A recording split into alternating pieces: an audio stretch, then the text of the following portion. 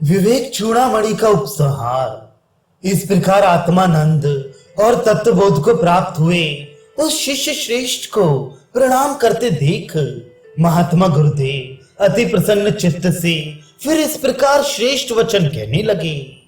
हे वत्स, अपनी आध्यात्मिक दृष्टि से शांत चित्त होकर सब अवस्थाओं में ऐसा ही देख कि ये संसार ब्रह्म प्रतीति का ही प्रवाह है, इसलिए ये सर्वथा सत्य स्वरूप ब्रह्म ही है। नेत्रयुक्त व्यक्ति को चारों ओर देखने के लिए रूप से अतिरिक्त और क्या वस्तु है। उसी प्रकार ब्रह्म ज्ञानी की बुद्धि का विषय सत्य स्वरूप ब्रह्म से अतिरिक्त और क्या हो सकता है। उस परमानंद रस के अनुभव को छोड़कर अन्य थोथे विषयों में कौन बुद्धिमान रमण करेगा। अति आनंददायक पूर्ण चंद्र के प्रकाशित रहते हुए चित्र लिखित चंद्रमा को देखने की इच्छा कौन करेगा। असत पदार्थों के अनुभव से ना तो कुछ तृप्ति ही होती है और ना दुख का नाश ही। अतः इस अद्वैत आनंद रस के अनुभव से तृप्त होकर सत्य आत्मनिष्ठ भाव से सुखपूर्वक स्थित हो। हे महाबुद्धि, सब और केवल अपने को ही देखता हुआ, अपने को अद्वितीय मानता हुआ और आत्मानंद का अनुभव करता हुआ कालक्षेप कर अखंड बोध स्वरूप निर्विकल्प आत्मा में किसी विकल्प का होना आकाश में नगर की कल्पना के समान है। इसलिए अद्वितीय आनंद में आत्म स्वरूप से स्थित होकर परम शांति लाभ कर मौन धारण करो। महात्मा ब्रह्मवेत्ता के मिथ्या विकल्पों के हेतु भूता बुद्धि की जो ब्रह्म भाव से मौनावस्था है वही परम उपशम है, जिसमें कि निरंतर अद्वैत आनंद रस का अनुभव होता है। जिसने आत्म स्वरूप को जान लिया है उस स्व आनंद रस का पान करने वाले पुरुष के लिए वासना रहित मौन से बढ़कर उत्तम सुखदायक और कुछ भी नहीं है। विद्वान मुनि को उचित है कि चलते फिरते, बैठते उठते, सोते जागते अथवा किसी और अवस्था में रहते निरंतर आत्मा में रमण करता हुआ इच्छा अनुकूल रहे। जिसकी चित्त वृत्ति निरंतर आत्म स्वरूप में लगी रहती है तथा जिसे आत्म तत्व की सिद्धि हो गई है, उस महापुरुष को ध्यान आदि के उपयोगी देश, काल, आसन, दिशा, यम, नियम तथा लक्ष्य आदि की कोई आवश्यकता नहीं है। अपने आप को जानने के लिए भला नियम आदि की क्या अपेक्षा है। ये घड़ा है ऐसा जानने के लिए जिससे वस्तु का ज्ञान होता है। उस प्रमाण सौष्ठव के अतिरिक्त भला और किस नियम की आवश्यकता है। आत्मा नित्य सिद्ध है। प्रमाण की शुद्धि होते ही वे स्वयं भासने लगता है। अपनी प्रतीत के लिए वे देश, काल अथवा शुद्धि आदि किसी की भी अपेक्षा नहीं रखता। जिस प्रकार मैं देवदत्त हूं, इस ज्ञान में किसी नियम की अपेक्षा नहीं है, उसी प्रकार ब्रह्मवेत्ता को मैं ब्रह्म हूं ये ज्ञान स्वतः ही होता है।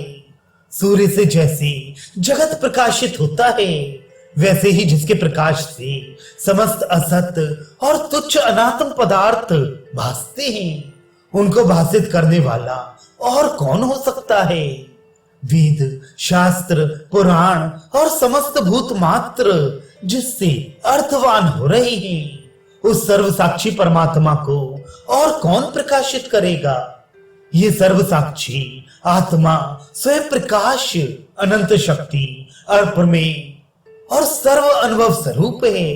इसको ही जान लेने पर वह ब्रह्मवेत्ताओं में सर्वश्रेष्ठ महात्मा संसार बंधन से मुक्त होकर धन्य हो जाता है। विषयों के प्राप्त होने पर वह न दुखी होता है, न आनंदित होता है, न उनमें आसक्त होता है और न उनसे विरक्त होता है।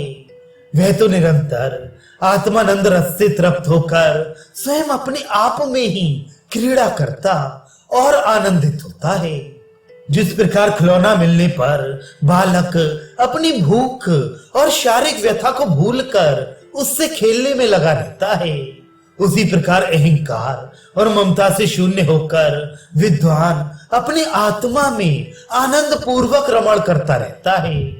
ब्रह्मवेत्ता विद्वान की चिंता और दीनता रहित भिक्षान ही भोजन तथा नदियों का जल ही पान होता है। उनकी स्थिति स्वतंत्रता पूर्वक और निरंकुश मनमानी होती है। उन्हें किसी प्रकार का भय नहीं होता। वे वन अथवा शमशान में सुख की नींद सोते हैं। धोने सुखाने आदि की अपेक्षा से रहित दिशा ही उनके वस्त्र हैं, अथवा वलकल आदि ही उनके वस्त्र हैं। पृथ्वी ही बिछौना है। उनका आना जाना वेदांत वीथियों में ही हुआ करता है और परब्रह्म में ही उनकी क्रीड़ा होती है।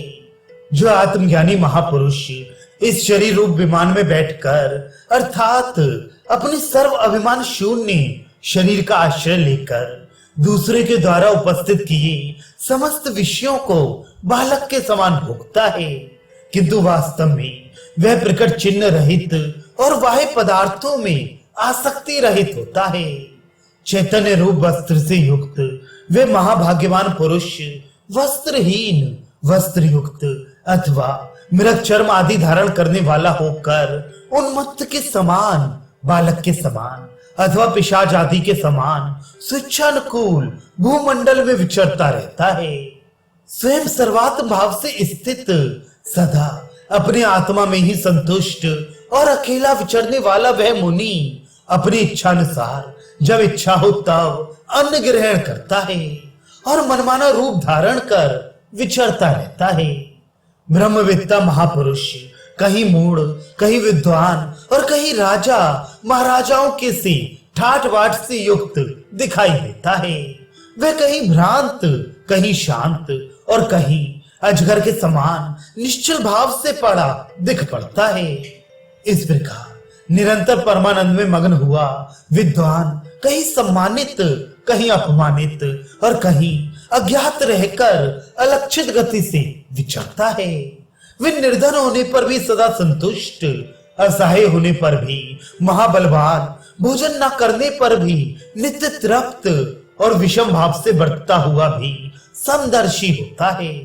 वह महात्मा सब कुछ करता हुआ भी अकर्ता है, नाना प्रकार के फल भोगता हुआ भी अभोक्ता है, शरीरधारी होने पर भी अशरीरी है और परछिन्न होने पर भी सर्वव्यापी है। सदा अशरीर भाव से स्थित रहने से इस ब्रह्मवेत्ता को प्रिय अथवा अप्रिय तथा शुभ अथवा अशुभ कभी छू नहीं सकती। जिस देह अभिमानी का स्थूल सूक्ष्म आदि देहों से संबंध होता है, उसी को सुख अथवा दुख तथा शुभ अथवा अशुभ की प्राप्ति होती है। जिसका देह आदि बंधन टूट गया है, उस सत्स्वरूप मुनि को शुभ अथवा अशुभ फल की प्राप्ति कैसे हो सकती है। वास्तविक बात को न जानने के कारण, जैसे राहु से ग्रस्त न होने पर भी ग्रस्त सा प्रतीत होने के कारण लोग भ्रमवश सूर्य को राहु ग्रस्त कहते हैं, वैसे ही देह आदि बंधन से छूटे हुए ब्रह्मवेत्ता का आभास मात्र शरीर देखकर अज्ञानी जनों से देह युक्त सा मानते हैं। यह मुक्त पुरुष का शरीर तो सांप के कैंचुली के समान प्राणवायु द्वारा कुछ इधर उधर चलायमान होता हुआ पड़ा रहता है। उसमें कर्तृत्व अभिमान का अत्यंत अभाव होने के कारण वास्तव में क्रिया नहीं होती। जैसे जल के प्रवाह से लकड़ी ऊंचे नीचे स्थानों में बहा ले जाया जाती है, उसी प्रकार देव के द्वारा ही उसका शरीर समयानुकूल भोगों को प्राप्त करता है। मुक्त पुरुष का शरीर प्रारब्ध कर्म से कल्पित वासनाओं द्वारा संसारी पुरुष के समान नाना भोगों को भोगता है। सिद्ध पुरुष तो स्वयं कुलाल चक्र के मूल की भांति संकल्प विकल्प से रहित होकर साक्षी भाव से मौन होकर रहता है। ब्रह्मवेत्ता पुरुष अत्यंत सघन आत्मानंद रस के पान से मतवाला होकर साक्षी रूप से स्थित हुआ इंद्रियों को ना तो विषयों में लगाता है और ना उन्हें विषयों से हटाता है। वह अपने कर्मों के फल की ओर तो देखता भी नहीं है। जो लक्ष्य और अलक्ष्य दोनों दृष्टियों को त्याग कर केवल एक आत्म स्वरूप से स्थित रहता है, वह ब्रह्मवेत्ताओं में श्रेष्ठ महापुरुष साक्षात शिव ही है, अर्थात अन्य वस्तु के अभाव के कारण जिसका कोई लक्ष्य प्राप्तव्य नहीं होता और जड़ अथवा सोए हुए पुरुष के समान जो ज्ञान शून्य भी नहीं होता, वह पुरुष ही श्रेष्ठतम आत्मनिष्ठ है। ऐसा ब्रह्म ज्ञानी जीता हुआ भी सदा मुक्त और कृतार्थ ही है। शरीर रूप उपाधि के नष्ट होने पर वह ब्रह्म भाव में स्थित हुआ ही अद्वितीय ब्रह्म में लीन हो जाता है। नट जैसे विचित्र वेश विन्यास धारण किए रहने पर अथवा उसके अभाव में भी पुरुष ही है, वैसे ही ब्रह्मवेत्ता उपाधि युक्त हो अथवा उपाधि मुक्त सदा ब्रह्म ही है और कुछ नहीं। जहां तहां गिरे हुए वृक्ष के सूखे पत्तों के समान ब्रह्मीभूत यति का शरीर कहीं भी गिरे, वह तो पहले ही चैतन्य अग्नि से दग्ध हुआ रहता है।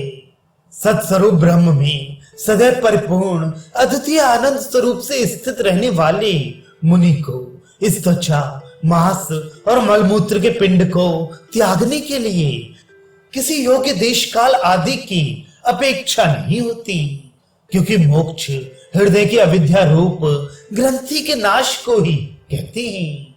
इसलिए देह अथवा दंड कमंडल के त्याग का नाम मोक्ष नहीं है।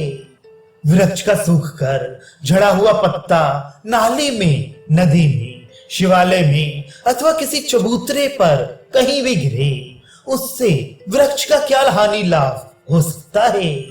वृक्ष के पत्ते फूल और फलों के समान नाश तो जीव के देह इंद्रिय प्राण और बुद्धि आदि का ही होता है।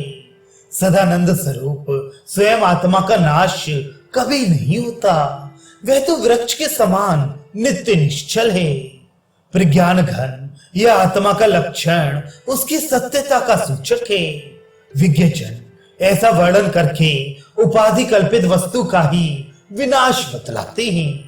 अरे यह आत्मा अविनाशी है, ये श्रुति भी विकारी देह आदि का नाश होने पर आत्मा के अविनाशित्व का ही प्रतिपादन करती है।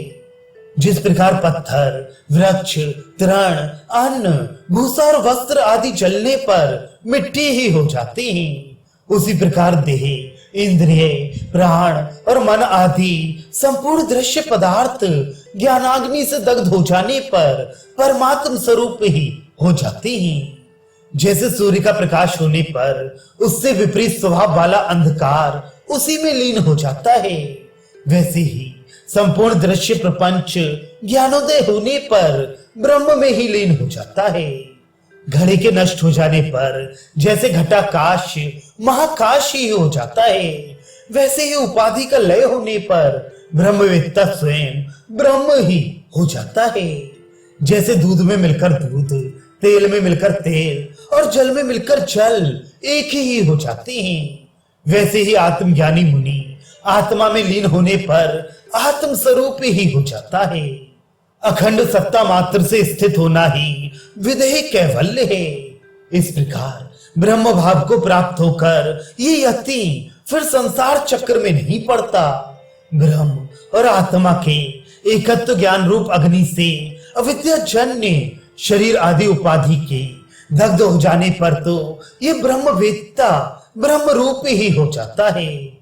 और ब्रह्म का फिर जन्म कैसा?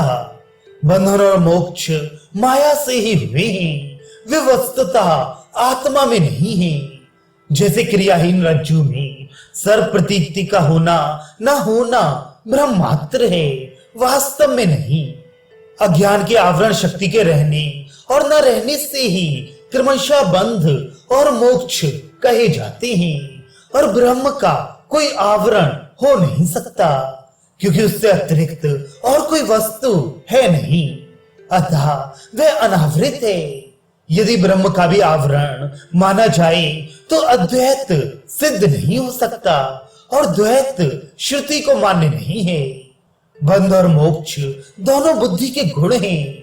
जैसे मेघ के द्वारा दृष्टि के ढक जाने पर सूर्य को ढका हुआ कहा जाता है, उसी प्रकार मूढ़ पुरुष उनकी कल्पना आत्म तत्व में व्यर्थ ही करते हैं। क्योंकि ब्रह्म तो सदैव अद्वितीय, असंग, चैतन्य स्वरूप एक और अविनाशी है।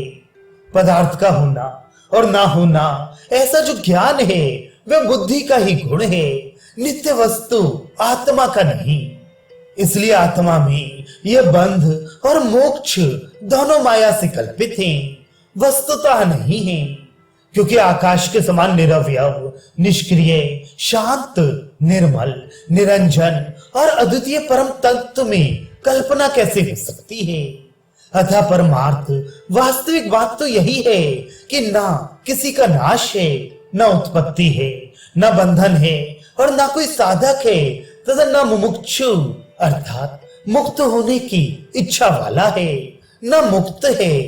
हे वस्त, कल के दोषों से रहित, कामना शून्य तुझ मुमुक्ष को अपने पुत्र के समान समझकर मैंने बारंबार सकल शास्त्रों का सार शिरोमणि, ये अति गुह्य परम सिद्धांत तेरे सामने प्रकट किया है।